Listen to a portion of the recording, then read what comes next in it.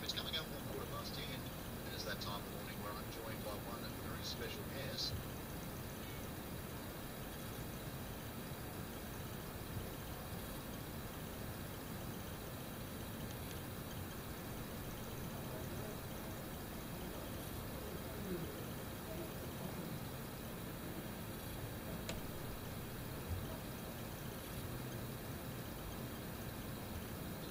States of America. Now this week Trump has been jet setting around the Middle East and Israel, which apparently he didn't know was also in the Middle East, as well as taking the Trump show to NATO. What's going on back at home? Ed joins me on the line right now. Ed, good morning. Well, while the big cat's away, the mice are at play. Obviously, he didn't leave sufficient instructions because people are being investigated. Mr. Flynn, what did he do? He pleaded the Fifth Amendment. As you recall, someone by the name of Donald Trump said, "You never plead the Fifth Amendment if you're not guilty." Well, little contradiction here, And the Senate and the House are launching more deep investigations and actually have some paperwork on things. A paper trail is beginning. And lastly, Trump has hired lawyers. Yeah, there is a lot going on, Ed. Let's talk about Michael Flynn first, because Michael Flynn, as you said there, he pled the Fifth. Now, over in the United States, pleading the Fifth means you are invoking the right to avoid testifying when it would self-incriminate, when it would incriminate yourself. So, as Trump has said in the past, you don't do that unless you're guilty of somebody. And yet, they've kind of, the Senate committee have kind of gone around that to subpoena Flynn's firm in order to get some of the evidence they want. Yes, what they've done, he set up a firm so that he could do all of his radio, television, media work, as well as accept speaking invitations, thinking he could get around the law that says if you are an ex-general, you cannot do anything for 5 years without permission from the government outside, working for another contractor. I was covered by these laws because I was in military intelligence, and for 5 years I was not allowed really to travel behind the Iron Curtain or to Cuba and a whole bunch of other things. So it's not as though he didn't know, he just tried to avoid the law. And meanwhile, a little bit closer to home, Trump's son-in-law, Jared Kushner, he's also now the focus of the Russia blow. He's a focus of the Russia blow. Yes, there are two reasons for this. One, he is the deal maker, and he makes all deals for the president. The other is his office is right next door to the Oval Office. So if anything transpires in the Oval Office, he's privy to it. He's like the junior president or the president in waiting or whatever you want to call him. Maybe we would call him Rasputin. I don't know. But he's certainly got the clutches of the government in his hands. There are a lot of people who don't like that. They think if they're dealing with the president, they ought to be dealing with him straight up. It's kind of the boy prince, and obviously Trump has been accused with a bit of nepotism in the fact that this guy has got the role in the first place, and obviously the huge visibility that Ivanka Trump has had in this whole situation. Yes, Ivanka is out there, and apparently she's doing everything she can to control her father. She's not doing too good a job. Lecturing NATO today was not a very smart move. And if any of you saw this on television, he didn't get sterling, strong applause. He just got deep stares having done that.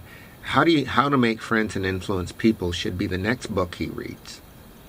Yeah, I don't think Trump's a huge reader, but looking at some of the rest of the FBI probe at the moment, obviously we saw this whole situation with Comey, the firing of Comey, and Trump was basically bragging, according to some internal memos coming from the White House, around that conversation he had with the Russian.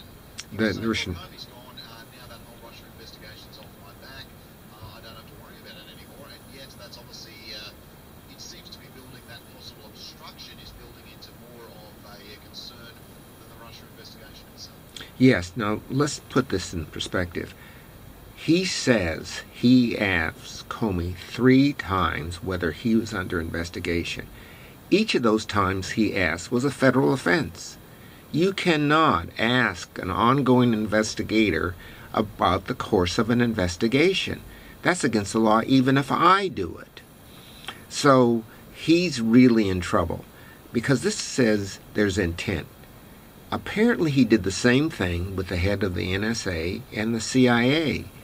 That means there's purpose, there's intent to conspire to suborn an investigation. That is, cut it off.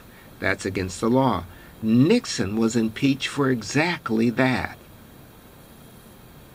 I did want to talk a little bit about, you mentioned Trump has lawyered up at the moment. His own lawyer, Mark Kasowitz, who Trump has actually used in some cases in the past. I think most recently it was when the New York Times published that story regarding Trump grabbing women by intimate areas sort of thing. And he was, the lawyer that Trump used to threaten to sue them for slander. Now, he's defending Trump in this case as an individual. Despite having no background in this sort of legal work, he is defending President Trump in this particular case. Defending Trump as an individual, is that unusual within itself? Well, yes. First of all, let's put this in context again. Mr. Trump has not been accused of anything. He's seeking legal advice, as he should, and he's turning to a person he trusts. This is a very big law firm. They will have experts within the firm who can assist in matters if they become personal or governmental. What he's doing is he's trying to make sure he has the best people on his side if it comes to it. But the bigger problem for him is not him testifying at all. What will Flynn say? I think the bus is coming. The question is who gets thrown under the bus.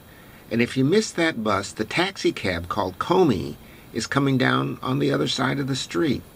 One of these is going to cause severe damage to his administration and his presidency. When you go through these kinds of allegations, these kinds of situations, the presidency becomes weak. The Congress stops paying attention to the president. Many people in the country stop paying attention to the president. They look for other people to be their leaders. So I think the presidency's in trouble, and Trump knows it. I mean, I guess in that kind of situation, it's the classic interrogation technique. You put the two criminals in a room or in separate rooms and say, listen, the first one to talk gets a deal, the second one to talk gets prison. That's exactly what they're doing. And so what's happening now with Mueller is he's rounding up people who are in the White House and letting it be known he may not have anything on them, but if they know something, they better come forward. Now, what does that mean? It means if I work in the White House, I got to go find a lawyer. I make $170,000 a year. Some lawyers charge that an hour. So there's leakage in the White House because people are trying to find a way out. They don't want to face the FBI. They don't want to find a lawyer. With the money they're making and the reputation they're losing, this is really a problem.